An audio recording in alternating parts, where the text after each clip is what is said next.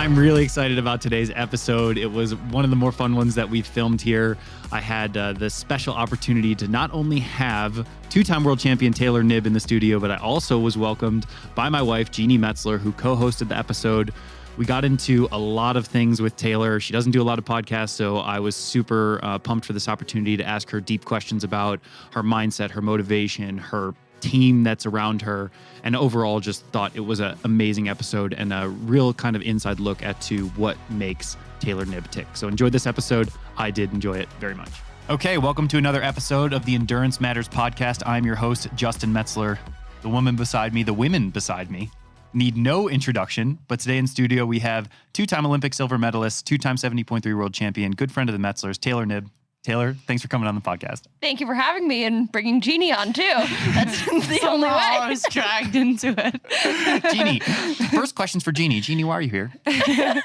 Because you told me to be here. You don't ask me to be on podcasts at all. So when you did ask, I felt obligated, and yeah, I mean, I like Taylor, so that's why I'm here. As mutual, Jeanni and I are fans of Taylor, and I said, you know what? If I was going to have a good time having the episode with Taylor, Jeanni couldn't miss out on that, so she's here too. I probably would have been more comfortable on the couch listening to you guys, but yeah, here we are. All right, this is Jeanni's debut co-hosting an episode of a podcast. So Taylor, I always start off the podcast with a ice-breaking, hard-hitting question. So you ready for the icebreaker question? I'm concerned. No, there's nothing to be concerned about. Would you rather have access to unlimited Crumble cookies, but be banned from using all sports nutrition products, or have as many sports nutrition products as you like, but you're banned from Crumble for life? Obviously from the feed. From the feed. .com. Well, I think I'd have to. We might answer this question better in a year because the Boulder Crumble just closed. So now I have to go out to Superior or Longmont, I think, for Crumble. Oh, I think I have to say sports nutrition I'd choose. But that's the pro in you, you know? That's the pro. I could see Taylor eating a Crumble cookie in the middle of an Ironman bike ride, though. Easily. Okay, the bike, but then what's the run look like? Like, it's like dropping, littering the whole way with crumbs. Maybe you can just like scoop off the frosting and put that in some sort of flask. Or a Ziploc bag and just kind of squeeze it out. Cut the bottom off like icing, icing a cake. Tell me how that works and I'll reconsider. All right, perfect. That's a fair answer. It's a fair answer. You got to be loyal to the sponsors too. All right, I want to get into it a little bit. Like, a lot of people know that your mom was an avid Ironman triathlete, and so you had exposure to triathlon at a fairly young age. Like, what was your first memory of the sport, and why was it something that you got into?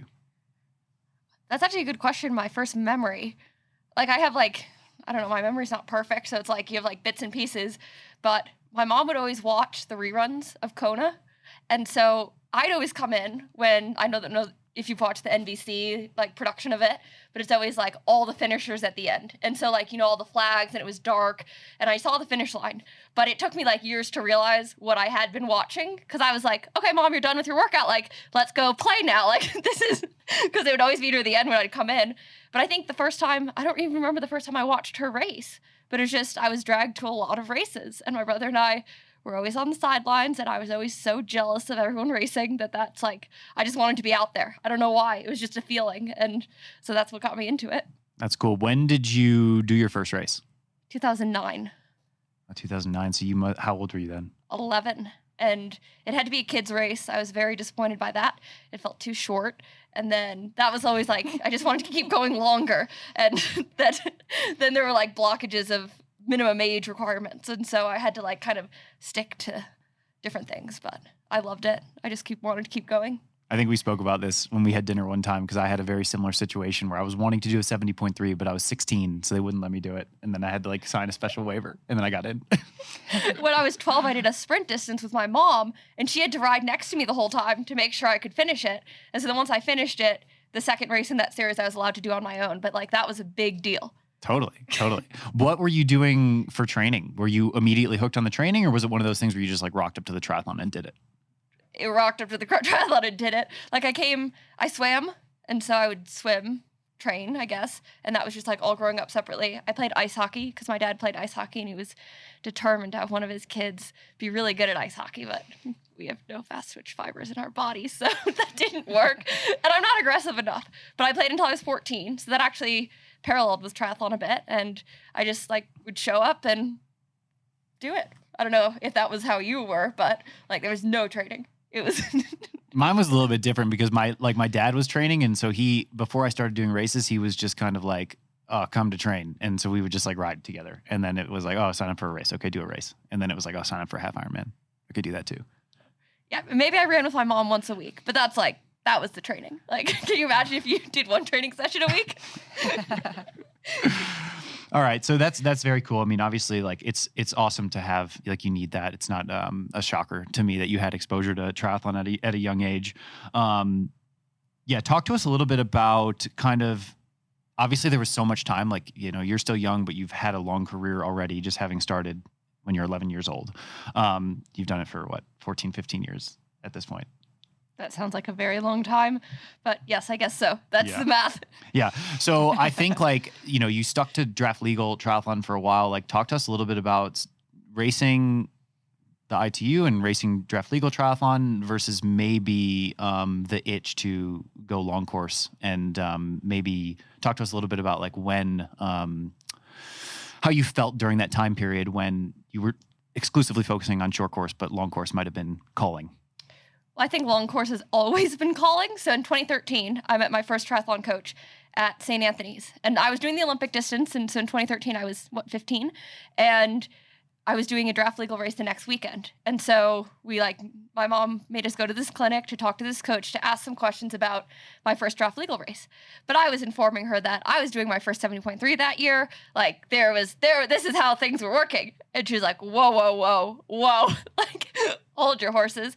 And so I think like the long course itch was there way before the short course itch. And then it became more of like, I was put on that path, but like I've always, like, Kona's been my dream. It was not the Olympics. So I don't want to be harsh about that, but that's my reality. That's what I grew up around, and that's what I saw. Yeah. Do you think that because getting into short course, you know, before Jeanni and I even had met you, you know, you had come onto some of those short course races and like won them or gotten on the podium. Like, did you, even when you were having success at short course, did you still feel like that path was being forced upon you a bit, or did you embrace it a little bit more when you started to get a couple good results? I enjoyed it. It's always like, I don't know, I love getting better at things. And so when you're not, I don't know, it's really hard to have a perfect race. So once you like start doing something, then it's like, oh, I want to get good at that, whether or not that was like your initial goal. So with short course, it was just like there was this like very good progression from youth elite to junior elite, and then like racing at the World Championships, and then into my like racing elite races and World Cups and World Series races. And the nice thing is I was so inconsistent. That was awful. Couldn't deal with that.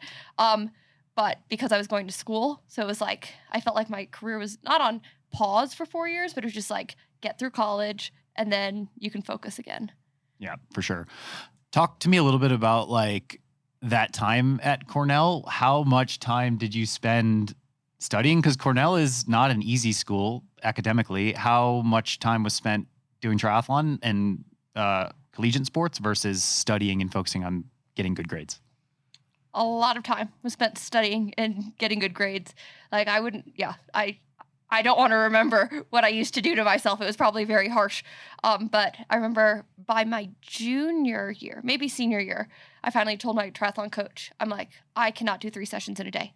Like that is just, do not give this to me. Because if I do 3, it would boil over to the next day because I was either missing on sleep or missing on studying that just like piled up. It's like once the semester at Cornell got rolling, you just felt like you were behind until you turned everything in at the end. So that's a lovely way to live for 4 months straight.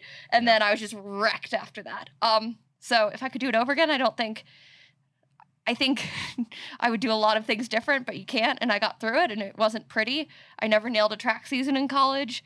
I kind of figured out cross country, and my triathlon results were, I got lapped by Florida and Bermuda. Like that was, it was very humbling. So I think it was also good just to experience that of like learning how, you don't want to learn how to lose, but learning how to lose. Sure. What's one thing you would have done differently looking at it now? I think at first, I would have joined the swim team because I didn't have, so I went from a huge swim program and I had people to train with every single day. And then I did learn how to swim on my own, which I think is a skill that I have now. But those were a rough 2 years. And it was my cross-country coach who told me, he's like, you need to join the swim team. Like, your swimming is awful in triathlon racing. And, Oh, wow. and he's like, I've talked to Pat, and he's gonna let you train with them. And I'm like, well, thank you, Artie. Like, not very many cross-country coaches would do that or say that, because he cared about my racing outside of the collegiate program a lot. And so, but yeah, I think I would have joined the swim team earlier. It's a great team. And so I loved, once I did, like getting to meet those people and enjoy that. Yeah. Do you think that the college coaches, particularly your college running coach, knew that they had someone who could potentially make it to the Olympics or be really successful beyond college, and they were kind of giving you that lenience? Or was it something that you were saying, hey, like, in order for me to be the best athlete and the best person, like, I want to be able to do triathlon in addition to running? I'm not sure. I'd have to ask my coach, and he would probably be very honest. But I think he kept a very big team because he knew that it was important for everyone to have a lot of goals. Like, there were some coaches in our league who people would come to them and they'd say, okay, I want to be an engineer. And the coach would say, no, you can either be an engineer or run. And so a lot of them ended up at Cornell because my coach was like, well, some of my best runners have been engineers. Like, great. And they had hard lives. We didn't see a lot of them, but like, it was just, he was open to trying new things and experimenting and realizing that there are a lot of different ways to get success. And so he would always say there was going to be a freshman in the top 7, but he never knew which one. And he'd have a class of like 10, and he'd have like these superstars from high school, and you just never knew how the cards were going to fall. So he was open to, he used to tell us all the time, he's like, there is no pecking order on our team. And we had to always like live by that, because anyone can beat you on any given day. And it wasn't more of a competitive drive, like to make us so competitive against each other, but more like anyone can succeed and you have to respect that. Yep. No, 100%. Yeah. And just circling back to kind of like this dream of Kona that you had, and then balancing college, all the activities that you were doing, was that just like kind of getting through college in order to get to that Kona? Or was it like, what was the reasoning behind, like, you know, focusing on the Olympics before going long course? Because I know for myself, I tried an ITU race when I was 17, 18, and I got smacked around in the swim, and I was like, I'm never doing this again. Like, I need to try something else. And I went over to long course, and I was like, oh, okay, this is a bit more mellow. No one's hitting me around. I think I can do this. And I loved it, and I never looked back, you know? So what made you get into just like going for the Olympic dream, I guess? That's a good question, because I just had that exact experience 2 weeks ago. And I said, it was the first time actually that I said to myself, I'm not doing that anymore. And don't worry, that only lasted a week. Sure. Because I think there's a drive to, okay, like, yes, winning is so much fun, but there's also a dream of like mastering things and executing well, and just like, you know what, you want to see what your potential is. And if that lands you 5th on the day, it's like, okay, like, I can live with that, but I don't really want to live with not seeing where that falls. Yeah. And yeah, that's so a good answer. So I don't know if I want to go to another Olympics, but I do want to continue short course, because I still feel like I need to try some things. I want to experiment with some things, and I want to master it a bit more. That's the danger. That's the addictive part of the sport. No, absolutely. No, that I get that. Do you think you could potentially get caught in a cycle where you're chasing maybe like a false truth of maybe nailing that race? Like you said, no triathlon's perfect. And if you're continuously in this cycle of like, oh, I need to get a better ITU race, you could spend the next 15 years trying to continue to go to Olympics and ITU races and maybe not find it, and pick up your head and be like, oh, wow, like I don't have that much more time for Kona. Or are you sort of planning it out and saying, hey, I'm giving myself X amount of time to get this short course thing right, and then if not, I'm moving on? Yes, I don't know. If you talk to anyone who's worked with me in the past 3 weeks, they'd be like, yeah, maybe don't ask Taylor that question right now, because the answer changes by the hour right now. But I think also in terms of just learning skills, there's so much that I still need to learn, and I haven't necessarily had the time for, because I've made the mistake of just like jumping from big goal to big goal to big goal to big goal, and you never really pause and are like now I'm pausing and going to work on my nutrition for the first time. Like, that's awesome. I've been shoving that, like, because when you have a big race in 8 weeks, it's like, I need to focus on this, and you kind of scrap the things that will take too much time and energy, and I'm too good at that to, like, continue. It's like, you know what, I need to go back to the basics. I'm going to hire a bike skills coach. I want to hire a bike tactics coach. This sounds like a lot of cooks in the kitchen, but don't worry, everyone has their purpose, but it's like, really learn it, and then when I feel like I've put my best foot forward, like, okay, then I want to assess it. Yeah, fair play. I think I always use the analogy of when you're looking at an athlete, you want to try and grab the lowest hanging fruit first. And I think it's hard when you just have so much coming at you. But if you still feel, if Taylor Knibb still feels like there's low hanging fruit, that's a scary thing for the world of triathlon. Yeah, seriously. Because if you feel like there's a lot of things that you can change in a short period of time and get a lot better from, that is going to propel your performances to like a stratosphere that we don't know about. Well, you hope, but you also don't know in terms of how it lines up with your health and other things going on in your life. Because it's like, you know what, you could have like everything teed up to this perfect thing, and then you get sick or you get injured or something happens way outside your control. And so you just kind of have to appreciate the good while you're in it. But yes, you also want to keep getting better and keep improving. No, that's huge. I want to circle back on that when we talk about some mindset stuff later, but that is like the biggest piece of advice that I look back looking at my career is just appreciate when things are going well. And like when you have a victory or you have a podium or even if you just have a race that you were really proud of, and like you said, you come fifth, not taking that for granted is like the biggest piece of advice I give people who are like coming into success. And you've already experienced that a lot, so I don't need to give it to you, but no, we all need reminders. I think that's the thing. Like you learn and then you have to relearn and you have to relearn and relearn. Yeah. It's like, yeah. And then sometimes you just need to be reminded. Like sometimes you just get caught on that hamster wheel of like, oh, this is my new normal of like, okay, the next race. And sometimes you have to take a step back and be like, whoa, it was really cool that I achieved X or Y, you know?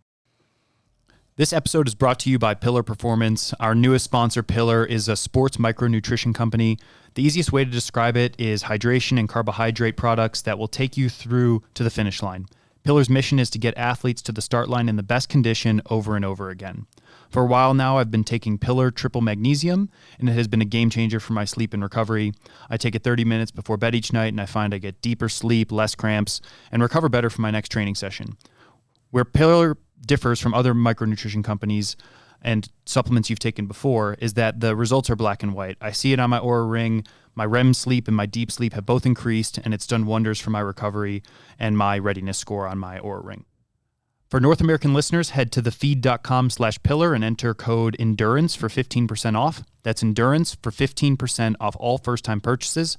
For anywhere else in the world, head to pillarperformance.shop and enter ENDURANCE for 15% off all first-time purchases. Okay, so I want to talk a little bit more about you getting into long course. Like, I'm obviously interested in long course triathlon. Jeanni's interested in long course triathlon. I'm sure we'll talk more about short course like we have here. But from Jeanni and I's perspective, because we got to know you when you were right at that changing point from short course to long course. And to us, it just seemed like you were just a caged animal trying to get to long course. And when you got there, it was awesome because you had all this excitement, but there was just, from the outside looking in, there was just so much comfort that it seemed like you had in a long course race. Like you just took to it like super well. There's an analogy there that I can't remember right now, but you just took to it super well. And so talk to us a little bit about that time in your life. And Jeanni, I'm interested to hear. You took to it like a duck on water. Duck on water. Fish in water. And I ended up right next to you at every single race. Oh, yeah. Yeah. I mean, I was pretty privileged to do your first 70.3 race here in Boulder. That was pretty fun. And it's just, it was fun to just watch you. I mean, you did it on a road bike, and I was still far behind you and you were on a road bike here in Boulder, which is super impressive. So I was like, when this girl gets a time trial bike, the world is in trouble. But you never know. The lower barometric pressure does help. Tyler Butterfield was telling me how, like, if you're going to do any race on a road bike, at altitude is better because aerodynamics don't matter as much. I'm like, okay, like, I had no idea. Like, I didn't even know what a disc wheel was. Yeah. Like, that was one change I made between Boulder and the Collins Cup. But I rolled up. I had no idea what I was doing, no idea what pages afterwards. Right. Like I hadn't experienced DOMS like that. Yeah. I don't experience DOMS like that anymore, but it was... I think that was the most exciting piece for me because I knew how many things maybe you didn't know about long course and I didn't. how much room you had for improvement. So it was just really fun to be a part of that. So yeah. Well, thank you. I loved it too. But I think that had been like in 2019, I wanted to do Boulder 70.3, but my coach at the time was like, no. Again, like I've been told no a lot in my career. And so it was just, I wanted to have fun after the Olympics because it was just like going into the Olympics, there was like a lot of focus and pressure and just, it was like, I just really wanted to have fun and just like enjoy racing for racing's sake. And whatever happened. And it was like shocking, but I loved it. Yeah. I really appreciated just how excited you were because I think I had done long course for many years and like it's just fun to be around a young person that is just so excited about the sport and it gave me the energy I needed at the time to just kind of like, I don't know, rekindle my joy for the sport. So it's like I can just really appreciate that about a person that's just so excited and just stoked on triathlon. So yeah. But you pulled me through so much training that year, and that was the other thing. It was like we had a lot of similar training, and so it was also that's where it wasn't as daunting for me. Now, yes, you had your horrible bike workout some days when I didn't. I remember you had like 6 by 20 minutes one day, and I had just like a easy aerobic ride. But it was also like those days weren't so far between. Actually, your run workouts, some of your run workouts are monster. I know. I forgot about a lot of those. But it was also like, well, if Jeanni can do it, like hopefully I can be somewhat close to that. Right. So that's the fun thing about having training partners, because if you see that they have success, you don't necessarily always need to line up to the race course to be like, I should be there. Right. Yeah, no, it was a good time. I'm interested to hear more about your guys' training dynamic, because I've had a lot of training partners over my career as well. And I think like those relationships are amazing and you can get so much out of it while you're in it. But there's also like somewhat of a circumstance that has power beyond what that relationship is. Like in order for that relationship to thrive, you guys needed to be in the same physical location. You needed to have the same coach. You needed to be on the same structure. And like, since that, you guys haven't trained together like nearly as much. So talk a little bit about like the time, like maybe what you each got out of that relationship, and like, is that just the nature of training partners in general, or is there a way to take bits and pieces out of like the positives you both got out of that and then apply it in a circumstance that's totally different 2, 3, 4, 5 years down the road? That's a loaded question. Where do I begin? I wish I knew the answer to that already. I love training with Jeanni. Yeah. Okay. Sorry, I made a complicated question, so it's a two-parter. Let's start with part one. Jeanni, what did you like about training with Taylor?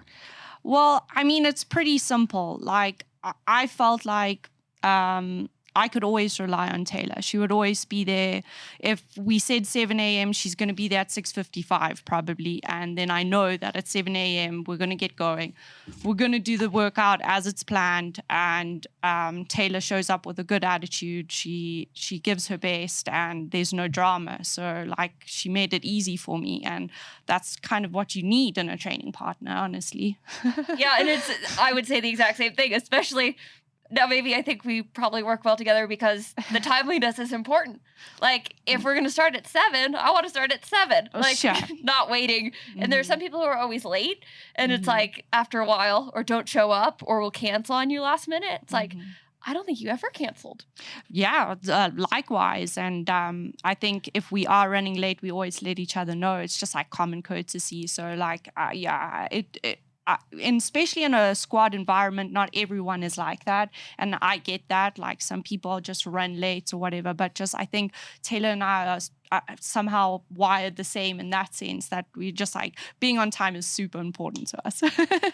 Yeah. And speaking of time, I think we both check our watches like about the same amount of times. Like it's like certain things that like are just important to you.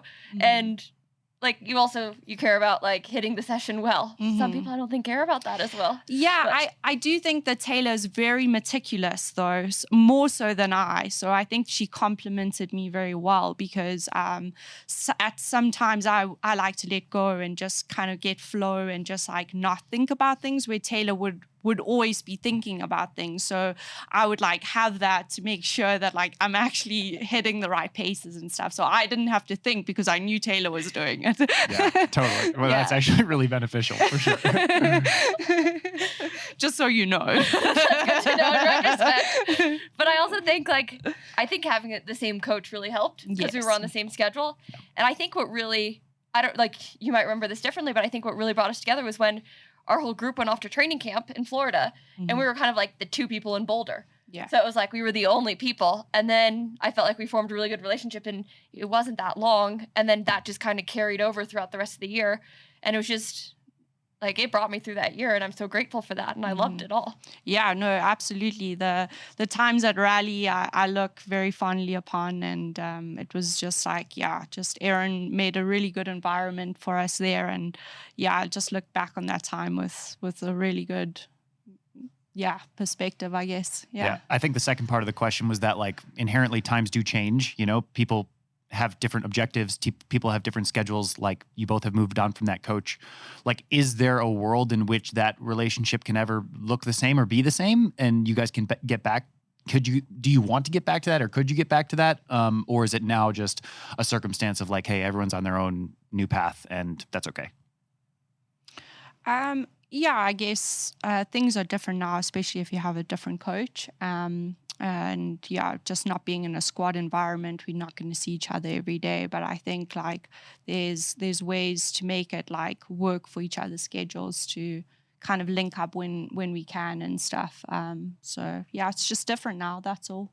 Yeah, I think having different coaches is tougher, but if you're on a 7-day plan and both people are on a 7-day plan and then nothing lines up, nothing ever lines up, I feel like the golden time is when it's you're both on a 7-day plan and it's the workouts or the days where most of the time it'll line up. Right. And so that's also just what you're doing at that time. And but there's always a massive respect for each or the other person of everyone needs to do what they need to do. And I think that's really what it comes down to. And I know I have so much respect for Taylor, especially now what she's trying to do. I mean, you have 2 world titles already, and you're going to follow your plan. So I have some room for flexibility now, not only just because where I am in my career, but just what I've been through with my mental health. I have to have room for flexibility in my program. So it's kind of easier for me, but I also respect that you need to follow your plan the way you need to do it. And that's just a mutual understanding, I think. Yeah, for sure. Yeah, but sometimes following the plan is having fun and spending time with friends. So there's space for everything. There's room for that, for sure. Yeah, 100%. Taylor, I want to talk more. We've been talking about, obviously, your guys' training relationship. I want to talk more about your training now. So I guess the first question that I have here is walk us through, or I guess first question is, what's your favorite training day of the week, Monday through Sunday? That's a really good question because I'm doing something. So I have a new coach this year, and I have 2 recovery days, Mondays and Fridays, and I just have a swim and gym. And that is very purposeful. And at the beginning of the year, it made me so nervous. And then one Friday, I was just starting to love it. And then one Friday, I had a bike ride.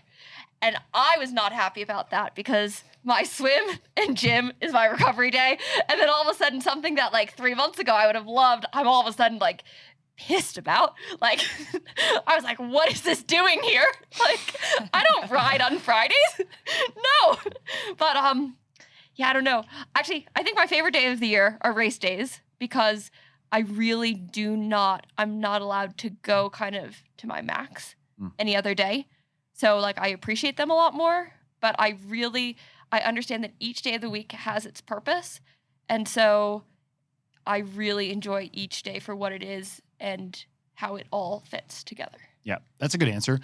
The follow-up question to that was I want to walk through one training day, so a sample training day. So you don't have to pick your favorite, but pick a day of the week and walk us through that day, start to finish, including what you're eating, what your training's looking like, what your recovery protocols are looking like. Just walk us through a short version of that. Oh no, I'm going to fail this. There's no failing. Well, so I think probably my Tuesdays and Thursdays, I have the most consistent schedules. The other days can vary a little bit. Those days actually depend mostly on the week. But so I'll pick a Thursday because that's easy. I normally have an aerobic run in the morning, and so I'll do that first thing. Sometimes I do that with Jeanni. Oh, so I have the same breakfast every morning. I have oatmeal and yogurt, and so I'll have that first and coffee. I'll do my aerobic run, and then I'll have a snack, and then I'll go to Julie's swim from 9 to 10:30, and that's normally a quality swim. You guys have experienced a lot of Julie's swim, so swims. She doesn't mess around. No. And then I packed a snack, and I go straight to PT from 11 to 12.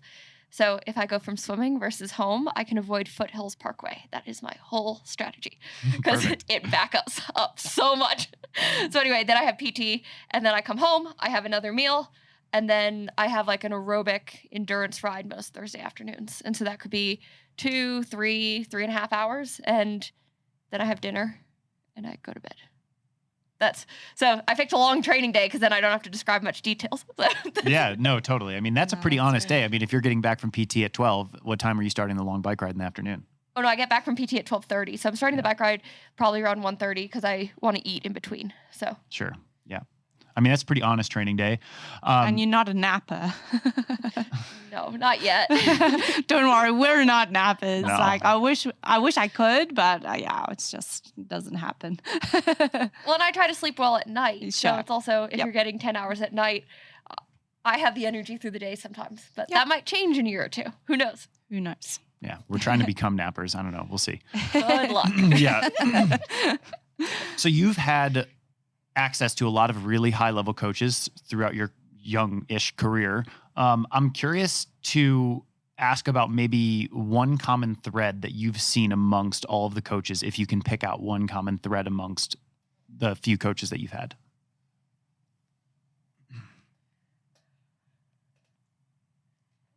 That's a really good question. I could pick threads between probably chunks of them, but my current coach actually, is very different from the other ones in the best way, but that I didn't know. So I might have to come back to on that one. Okay, that's fine.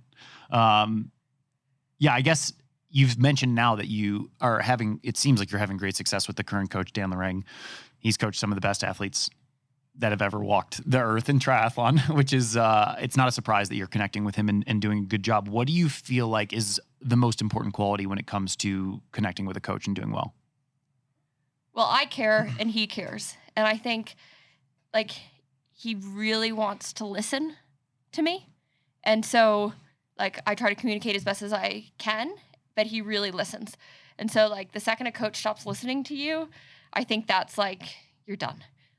Cause he listens so well right now. And so that's when it works, I think. Yeah, for sure. Excuse me. I want to talk a little bit more, and I know Jeanni's going to be excited to get into this section. Because she was helping me prepare for the podcast last night, and she was like, "Oh yeah, this section's going to be sweet." I want to talk more about your mindset because obviously you're an incredible athlete. You have amazing attention to detail. You work super hard. You train hard. You've got talent. But I think what sets you apart is your ability to tap into a different zone mentally, and I want to hear a little bit more about that. So, as you get close to a race, how high is your motivation to win the race and just decimate the field versus maybe having more process-oriented goals and focusing on okay, I'm going to try and just swim in this place, bike this power, run this pace, and whatever happens, happens? Well, I think a huge piece of what motivates me is seeing how good I can be. And so training might indicate certain things, but you just never know. And so, for example, the time trial in Charleston, Dan gave me a zone, a 20 watt range of watts that I could hit. And I was like, that just seems really low. And he's like, well, you can always go higher if you want. But he's like, so we went to RPE and I was well above the range because I'm like, please don't underestimate me. But it's also learning. But that's the thing. It's tapping into what you think you're capable of and answering the question, are you or aren't you? And because training can indicate something, but you kind of have to do it to do it. And so it's that's why I love the racing. It's to see, and you know what? Sometimes I fall short. Sometimes I exceed expectations of both me and my coach or coaches. But like that's the fun part of racing, is kind of seeing where you are. And so then with that being said, like the toughest part for me is going into a race where like either I know where I am, I'm not happy where I am, and like I don't feel like I'm as good as I want to be or should be. And then it's kind of like those are the tougher races, because it's like you still want to get the best out of yourself on that day. That's an important process, an important skill. But when the numbers aren't as exciting, it's not as exciting. Sorry, like I don't want to. It just it's tougher. Any athlete would agree with that for sure. So, do you feel like there's an element of just what you say to yourself, like self-perpetuates a little bit? So if you're going into the race saying, "Oh, well, my numbers are maybe a little bit lower. I don't know what my performance is going to be at this one, so therefore the performance is average in your mind." But if you go in saying, "Oh, wow, like my coach is giving me these low numbers. I know I'm going to demolish that." You go in there and demolish it just to prove a point because you've told yourself that's the truth. Yeah, the demolishing, I don't think I think I race more from a place of joy. And like, I was reading a book, and it talked about how like all powerful emotions are powerful, like hence why they're powerful emotions. So like, it's like, that's a bit redundant, but it's like, it's how you tap into them. And so like extremely negative emotions like anger, or even sadness, those have power. And so, but I don't tap into those as well as like joy and excitement for the sport. Like that's kind of more where I tap into it. So again, the demolishing, not sure about that, but also I feel like it's not proving a point. It's just kind of like expressing yourself and seeing what's possible. And you just never know. And I've had times where I thought I was training amazingly, and then the races didn't go well, and then vice versa. And so there's no direct comparison, and that's where you kind of have to have a little bit of hope always. Yeah. That's dangerous though, because it can lead to disappointment, but. It's true. It's true. Do you feel like you have a lot of natural confidence? Like when you're heading into a U.S. time trial national championship, which you've referenced, which is where you qualified for the Olympic time trial. Do you go into that with hope, or is it confidence and self-belief? It's more exploration. So I actually messaged Dan the night before the race, and because I was so nervous about the start ramp. I was nervous about how it would go. I had just been to Yokohama. I had some other like personal things going on, and so I just didn't know how I was going to race. And also where you're going to stack up, because I've never raced these women. I don't know how I stack up against them, and I have full respect for them. And I'm like, Dan, I really don't want to embarrass you. Like, this is his world of cycling. Like, I don't want to embarrass him in any way, shape, or form. And he's like, oh, don't worry. This should be like the lowest pressure race of your year, because like you're a cyclist. Like he even said, he's like, imagine these women on the start line of a WTCS race and how they might be feeling. He's like, there is no reason for you to put any pressure on yourself. Like, and so I think it's also like, maybe like the best thing is being honest with those around you about how you're feeling, regardless of how that is before a race. And then they can help you or not. But like just putting it out there, like, this is how I'm feeling. This is what I'm worried about. This is what I'm excited about. And just like, sorry, I just am who I am in a way. And that's like liberating, because it's like, you're going to get everything, whether you want it or not. No, we appreciate it. For sure. That's good. Are you going through that process with your team every single race? Or is it like, oh, okay, well, I mean, it seemed like the time trial national championship means something to you. Obviously, you were going through all of those steps and those emotions. But is it like, okay, Yokohama, I'm having the same sort of conversations and emotions. Cagliari, same emotions and conversations. Olympics, same emotions, conversations. They're different emotions every time. And I think it's very much, Dan's been really good at refocusing me and making sure I understand like what the purpose is, but also not telling me some things that I didn't need to know. Like, he only told me after the triathlon in Paris that crashes can sometimes take a lot out of you. I'm like, well, thank you for letting me know that. Like, I was so optimistic after I crashed so many times in the time trial.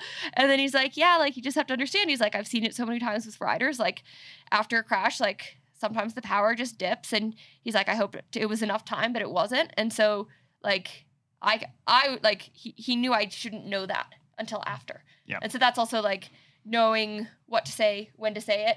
And also like, I wasn't going to tell Dan that I was going to like blast out his power numbers before. I was just like, okay, like, am I allowed to go higher if I feel good? And like, yes. So it's like being honest with each other and like understanding the goal and the purpose and how you want to execute. And then also just kind of seeing how the race goes. Like that's part of it. Like there's some things you can't control. Yeah, 100%. I think also like I want to touch more on your maybe relationship with Dan, but it sounds like because you guys have a relatively new relationship, like all relationships in life, you're experiencing things for the first time. So those things are going to be maybe new, or you're going to glean something totally different from that conversation than you've had with a previous coach. Whereas when you continue to have the same circumstances over time, you both will be better suited.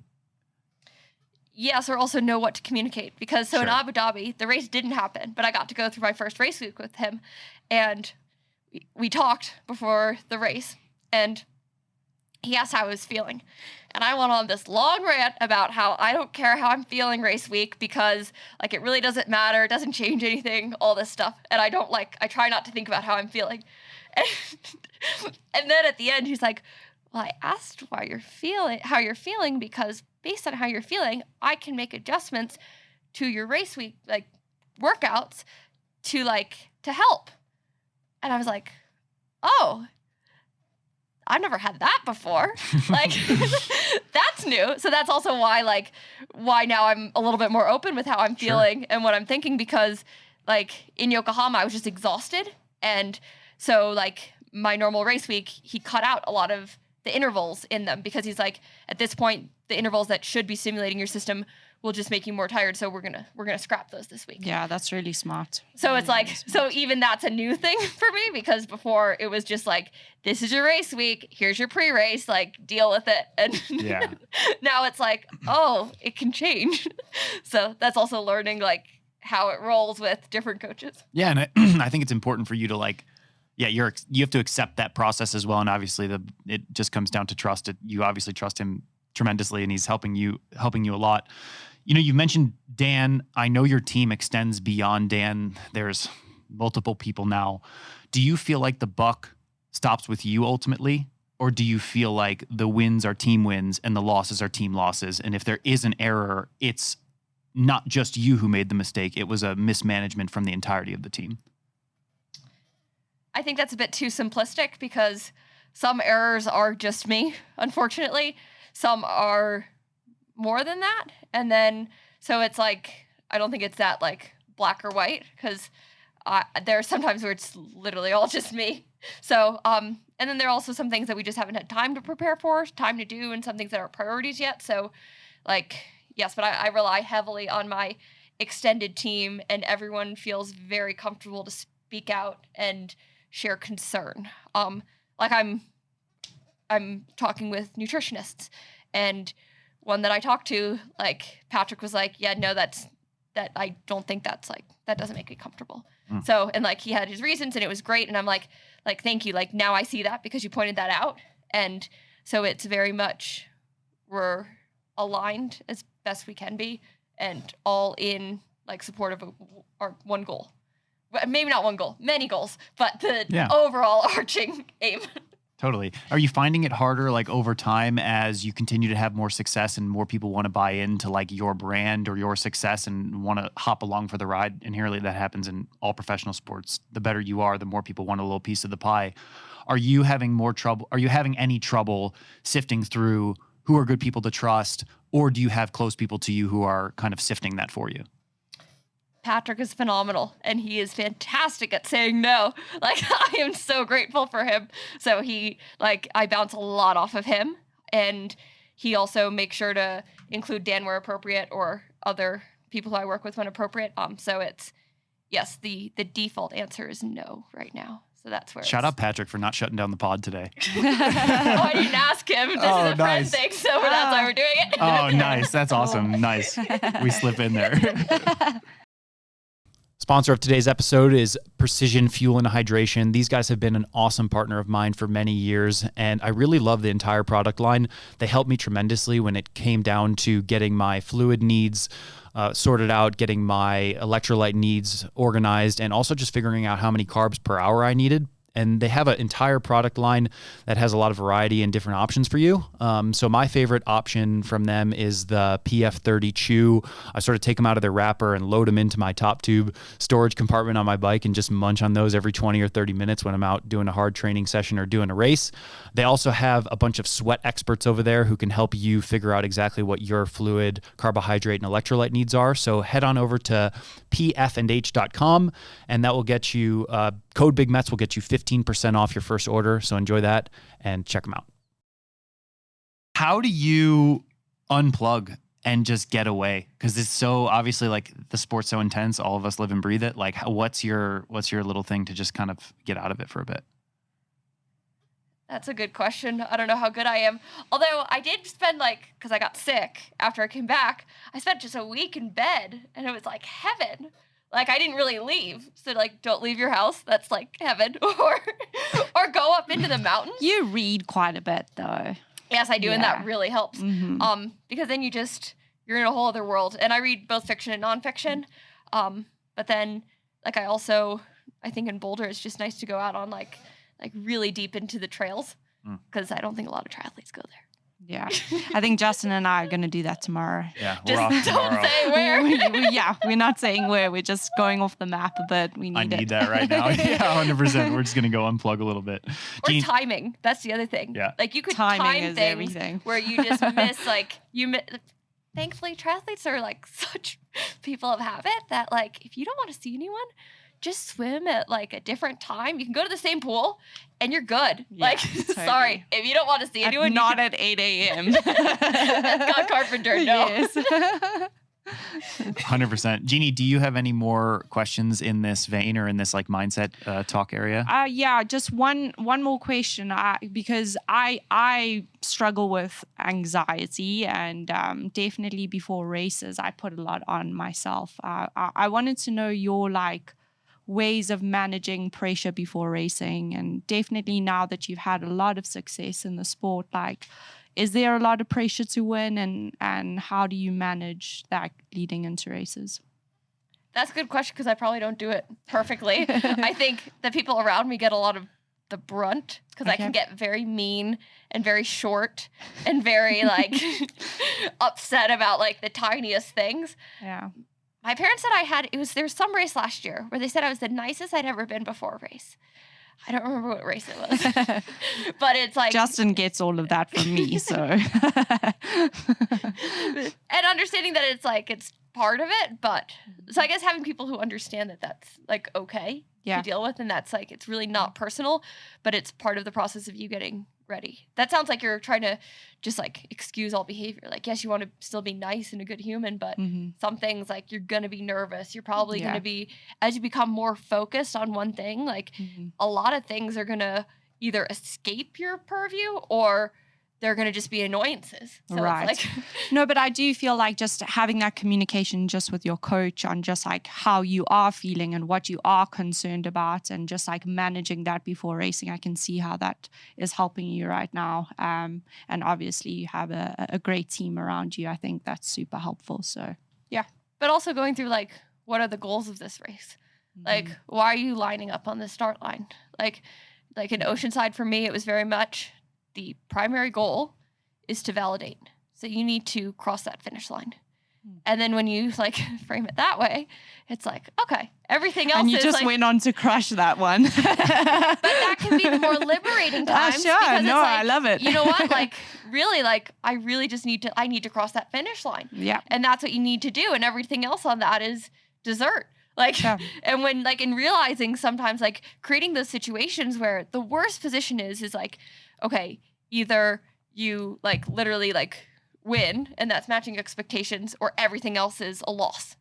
Like, there's no way to exceed expectations. And that's the most fun part of the sport. So, like, where can you exceed expectations? Where is, like, okay, this is good enough, and where would be really the loss? And at that point in the season for that race, it was like, yeah, like, that's, like, you need to cross the finish line. That's hitting the expectations. And we also wanted to see where my fitness was, because I hadn't raced Abu Dhabi. But, like, what are the goals for this race? What are you trying to get out from it? And it's like, okay, great, because I'm not working with the team I'm working with to end at the end of this year. Like, I'm hoping there's a long time in the sport, and realizing that it's going to take a while, hopefully, to get where you want to go, because things just don't happen overnight, unfortunately.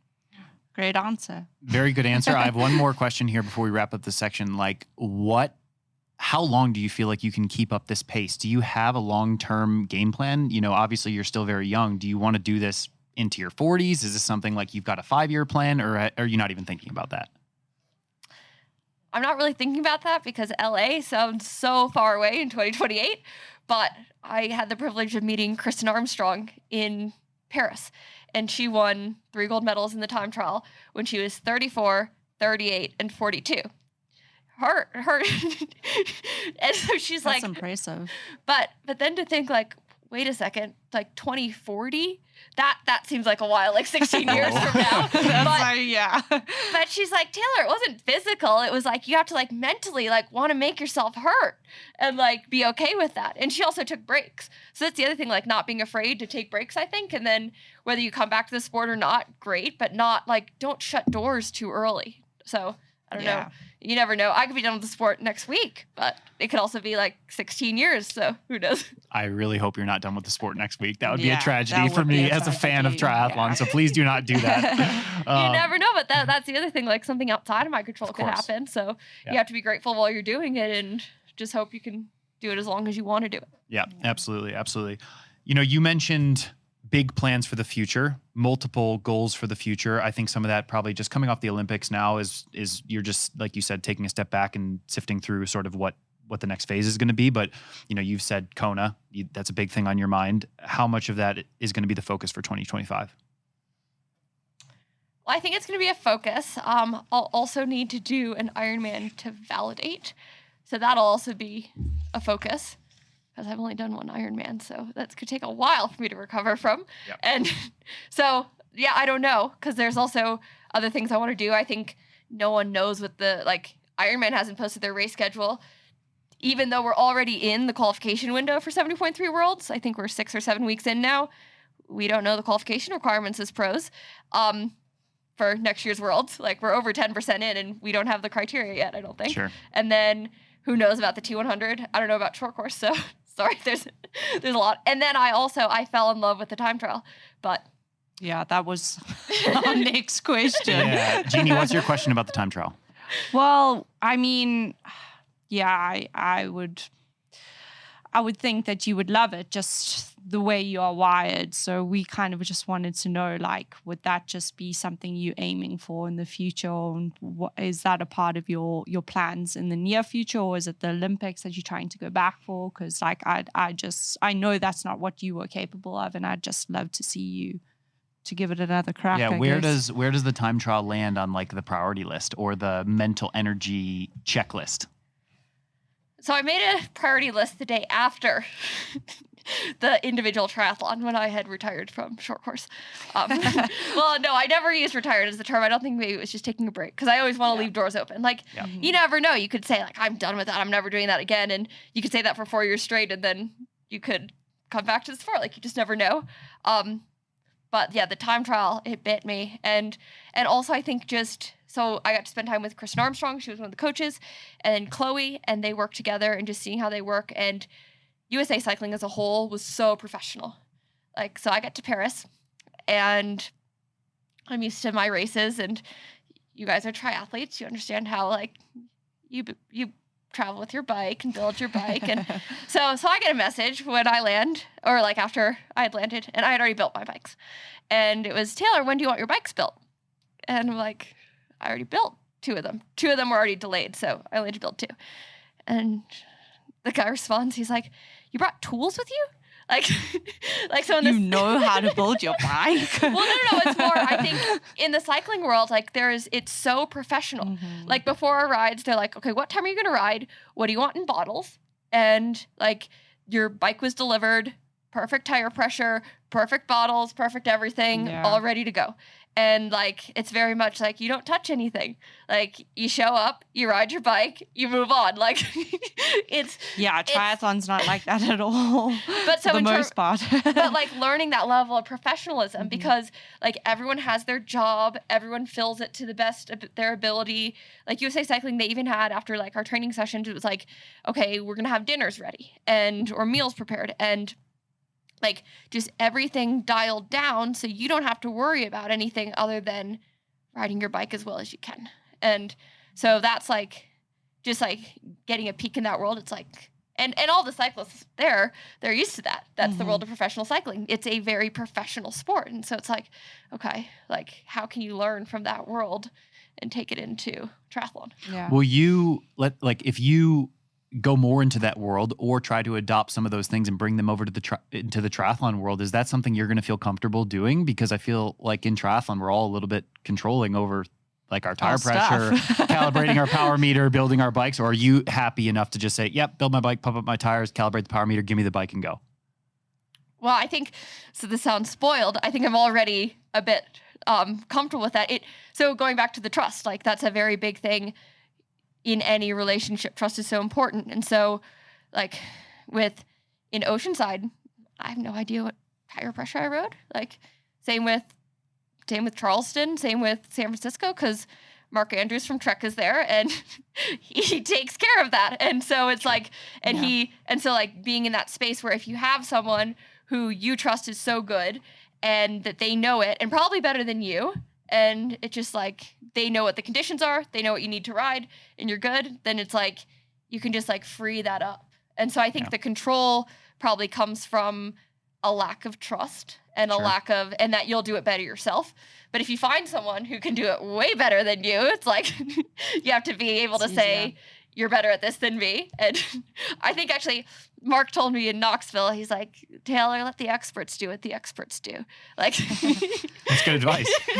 So it sounds like you are gonna continue to pursue the time trial, and that's pretty exciting. Yeah, I want to hear more a little bit about like the cycling team situation and like what's your obligation to the Trek team, and like what's that whole, because you've talked about T100, short course, Super League, time trial, Ironman series, like, and now you've got a professional cycling team involved too. Like, what is that?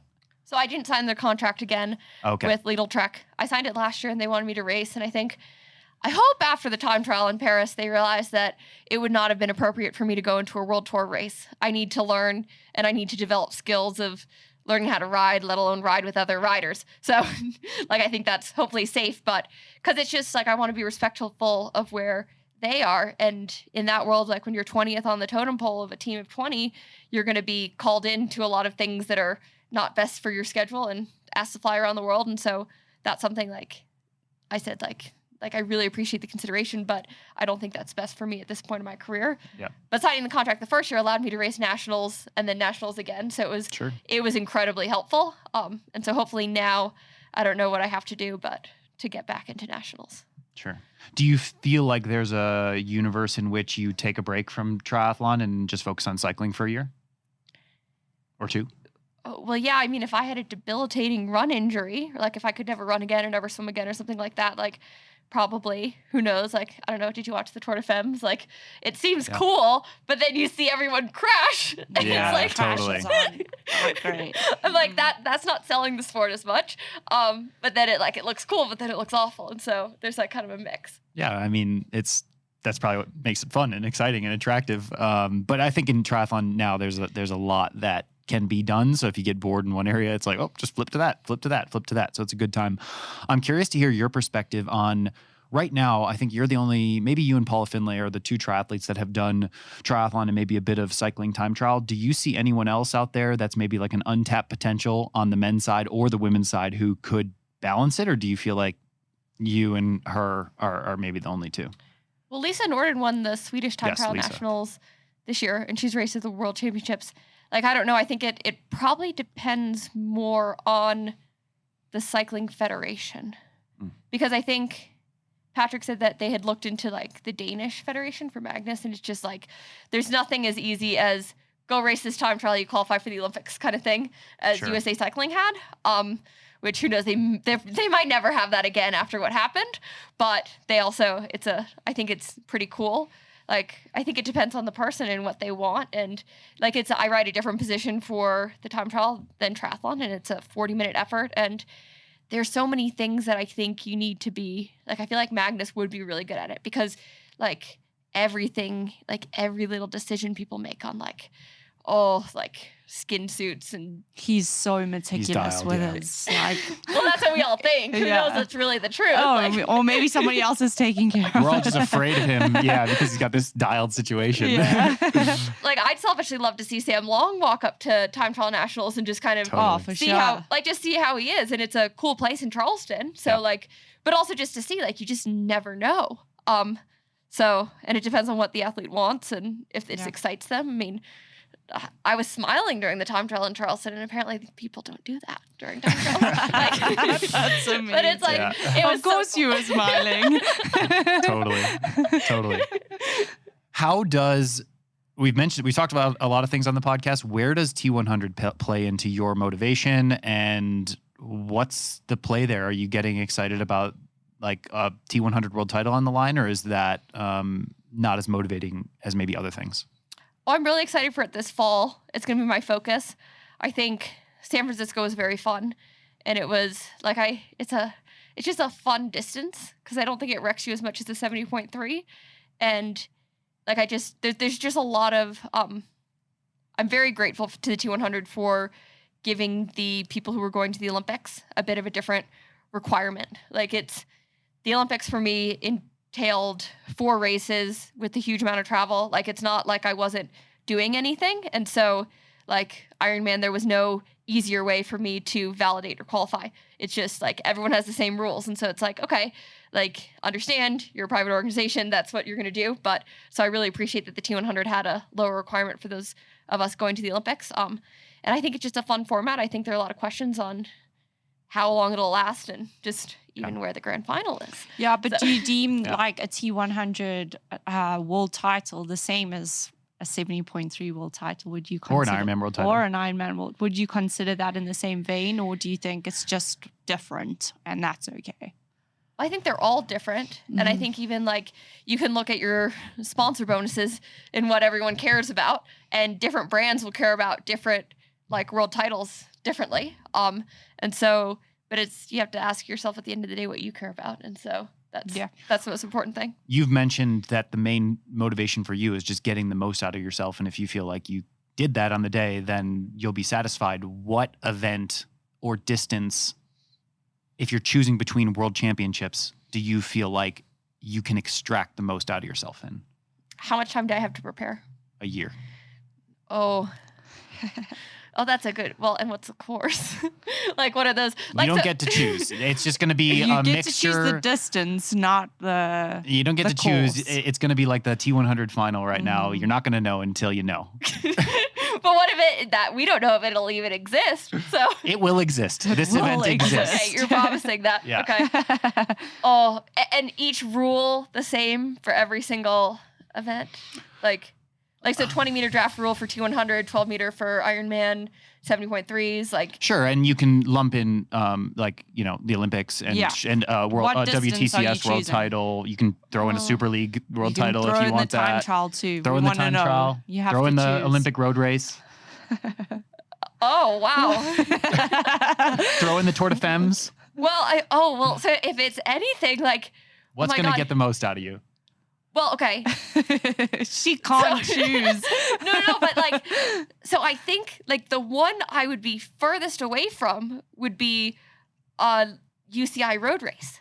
Like, if I was capable of that, that would be huge, because that would mean that in a year's time, I have improved my bike handling skills and fear of my bike tremendously. So that's probably like a huge improvement for me as an individual. Oh, that's very interesting. Yeah, I think like a short course world title would mean that I've really improved also in a lot of areas that I've been working on. So it's also like, where do I think the biggest gaps are? So for example, like the weekend of October 20th, it's like, do I want to go race T100 Vegas, or do I want to go to somewhere in Spain where I can't even pronounce the name, and there are 17 turns per lap, meaning 136 turns in a 40K bike course. Like, I'm not prepared for that right now. Sure. Like, I'm not ready for that. So, yeah. So, sorry, I haven't answered your question, but I'd take any. Like, you can't complain about a world title, right? No, you can't complain. Let's not get greedy. Yeah. That's good. Do you have a number of world titles that, like, you are striving to achieve? No, not at all. It's just as many as you can. Well, no, I think you just want to keep racing and racing well, but I also want to walk away from the sport healthy. Sure. So that's the other thing in terms of like some like sacrifices or investments I'm willing to make into the sport. But like whenever I retire, I want to be able to still run and bike and swim and love it and have hopefully decades and decades of health that like I'm just not willing to sacrifice. Yeah. That's smart. I think I was only asking in the sense of like, you look at a Michael Jordan, I think at the end of his career, he was like looking for number of championships. Yeah, I don't think Taylor's looking at that. It's more so. And I'm not in the running the most yet. out Like, of myself. Yeah. You tack up another 3 or 4. I mean, it's not out of the question by any means. That's I think not that easy. Just another. Yeah, I'm talking about, I guess, from the outside looking in. Yeah, you just tack on another world title. Just throw it on there. Yeah. Okay. Do you have any, Jeanni? Do you have any more questions when it comes to No, I this think section? we did pretty good. Okay. Cool. Let's see. I want to talk a little bit about, before we wrap up and get you out of here, like inspiring the next generation of kids who want to get into triathlon, because I feel like as a pro myself, I feel like it is a little bit of my responsibility, whether it's through this podcast or through a YouTube channel or whatever, to like, even if one 14-year-old kid's like, hey, I want to be like that guy. That's a responsibility that I feel like I take on. What's one piece of advice that you'd give to 13, 14-year-old who wants to be a pro? Also, the question is the 13 or 14-year-old approaching me? Or I've had a number of parents like, how do I motivate my kid? I'm like, not the parent. The kid's already got it. No, you're going to talk Okay, to the good. kid. You, Okay, you as a 13-year-old, and you've got Marinda Carfer in the room, and like, you know, she's giving you advice or whatever. What would you say to that kid? well, I don't know if I would have thought I could be a pro at age 13 or 14, and let alone my parents. Like, if you talk to my dad, like, oh yeah, Taylor's going to be a pro triathlete, like, oh my God, he would not have been happy about that at all. So I think, like, if someone, I don't know if having the goal to be a pro is necessarily, you can have any goal that you want. I would say, like, you just want to get the best out of yourself and be the best you can be and see where that takes you. And also, like, make decisions along the way with how it's going. Because you know what? Like, they could get to 18 and be like, you know what? Or go to college and figure out that they, like, really love this career path or really love, like, this other thing in life. And so following your passions, and because there have been times where I've wanted to quit and I wanted to be done with the sport. Like, I talked with Neil Henderson in 2019. And I remember it was before Abu Dhabi, the like WTCS race. And I was like, yeah, I think I'm done with triathlon. And he's like, you can still go to the Olympics in another sport. Like, I only remembered this year. And I'm like, well, I really don't care about the Olympics. Like, I just like, I want to enjoy it again. I want to get fit again. And I was just like so frustrated. And so like just, I guess, having good people in your corner along the way who will help you and like keep moving forward, because you just don't know how that forward looks. It's a good answer. Yeah. All right. Jeanni, any big questions that we looked over before we get into the rapid fire? No, I don't think so. We're kind of crushing it. All right. If you feel that way, then we are definitely crushing it. Oh no, I feel like I fail every podcast. No, so it's we like... got some good answers out of smashing. Taylor. This is Like, awesome. seriously. Yeah. All right. I finish all the podcasts with some rapid fire questions. Sometimes it's just like 4 or 5, but for you, I have a few because I don't know. Jeanni was 8. She's looking at my cheat sheet here. We don't have to do 8. No. They'll be quick. They're like, they're quick answers. All right. All-time favorite race. Well, that's not so quick. They might be thinkers. I don't know. Well, because I like a lot of races for a lot of different reasons. And a lot of races are special to me for different reasons. Oh, okay. You can go back to that one. Well, so, okay, I think St. George 2022 is very special for me. I'll take that one for now.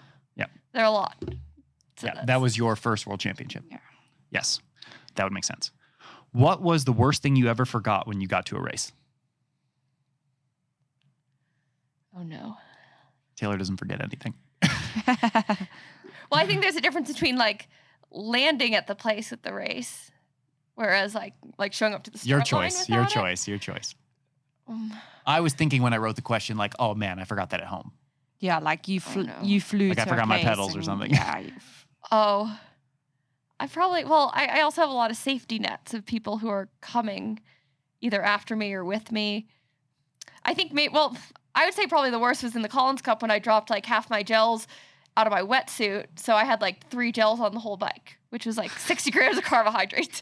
So maybe does that count? Like that I literally that counts. I reached back for a gel. Yeah. I reached back for a gel and I realized that they were all gone. And so I'm like, I have 3 gels for this 2-hour race. And I'm probably the worst person in this field to go like low energy on. Totally. So yeah, that's probably not what you were going to ask for. Oh, that's fine. That's a good answer.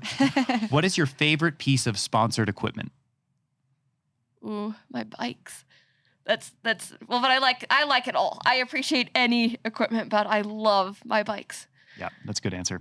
Favorite non-sponsored piece of equipment that you spent your own money on?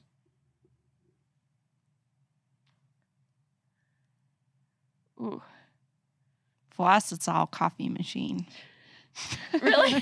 Yeah, probably. Yeah, it is actually. Or Millie. Yeah, Millie. Yeah. She was only $150 from the Humane Society. Yeah, that was. I don't have a dog yet. Well, so the Garmin, my favorite Garmin, I bought still.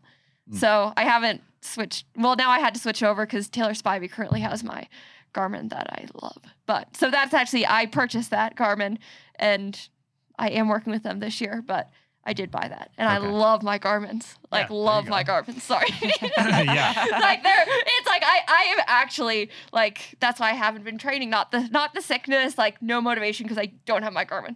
But there you go. If it's not on Garmin, forget about Strava. If it's not on Garmin for Taylor, it didn't happen. No, but it's also like I love the screen. I love my screens. I love the device. Like I pretty much matched it, but it's not the same. Yeah. Sorry. Yeah. No, I'm like that too. I know what you're saying. Well, and also my AirPods. Ah, totally. Which I'm on AirPods number 7. So I know I'm 7. Jeanni's on like 4. I'm behind on the AirPod area. Well, I've lost like one flies out of my ear sometimes when I ride, and it got run over, and so I always take them out when I descend because I'm like I can't lose the AirPod. No, I lost one on 73rd once. Oh, no. It flew out, and then I turned around to get it, and then a car came and I watched Smashed it. Yeah, Yeah. All right. Would you rather use your road bike for all races or your TT bike for all races? Rules don't apply. Oh, TT bike 100%. I can ride a TT bike in the draft legal races. Yeah. Game on. All right. Sweet. Yes. Perfect. But I have 2 TT bikes. That's the issue because I have a UCI TT bike and the triathlon TT bike. And I think for all the races, I would have to go the triathlon version because it has ISO speed and it has a bento box. And I put the snacks in there for sure. Well, yeah, and I got made fun of for taping my gels to my top tubes, so that's a no-no. In cycling? No, Who would have thought? No, not in cycling, in triathlon. Who said that? Like Kevin McDowell style. He did that you just this chucked past him on weekend. there. Remember in 2021 on my road bike, I would tape all my gels to my top tube, and I got so much hard time for that, so I can't do that, and no, don't worry, in the time trial, I didn't take anything in. So. No one's allowed to say anything when you win the race by 15 minutes. You can tape as many gels as you want to the top tube. No, everyone's always allowed to say everything. I just wish people would understand the art of you can have opinions, but you don't have to share them. Totally. No, I'm with you on that. All right. Jeanni came up with this question. What's one thing you have to do around the house before bed in order to fall asleep? Like Jeanni's got to make sure the kitchen's like spotless. Like if there's a dish I can't in go the to sink, bed if my kitchen isn't. she's not sleeping. Yeah. My dad's got to set the alarm. If the alarm's not set, he's like not going to sleep that night. Oh. Well, I have to make sure that my temperature is 65. It's always 65. And yeah, that'll do. Except for, and I like my shades drawn and a fan on. So. Nice. Ceiling. So there's probably a lot, but that doesn't even guarantee sleep always. So it's like. Yeah, no, it doesn't. Totally. Okay. Let's see. 2 more. What would you do if you couldn't do triathlon anymore? Well, in terms of like a profession or just like with my time? Yeah, with your time. Oh, I don't know. That's a really good question.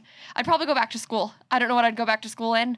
I have probably 3 things that I'd like to pursue, but yeah, I'd probably take a little time off from everything though. Okay, we'll have to get into those on another episode. And then final rapid fire question is, when you retire, what do you want to be remembered for? Oh, goodness. I'm not sure. I hope my retirement is a very, very, very long way away, but so we'll see, because I hope my career evolves and develops. Sure. So maybe it's not even known yet. That's a good answer, because there's still very much to come for Taylor Knibb. Taylor, thank you very much for coming on the episode. Jeanni, thank you for co-hosting the episode. I had fun. Well, Thank you for having me. That was fun. Awesome. Thank you, guys. All right, that was a great conversation with Taylor Knibb. Big thanks to Jeanni for helping me co-host that episode. I felt like we got a perspective from Taylor that maybe you don't see all the time, and it was really fun. You know, she's a friend of ours, and it was great to just kind of, ask her some questions, have a couple laughs, and enjoy some time together. So I hope you enjoyed the episode as much as I did, and we will see you in the next episode. Peace.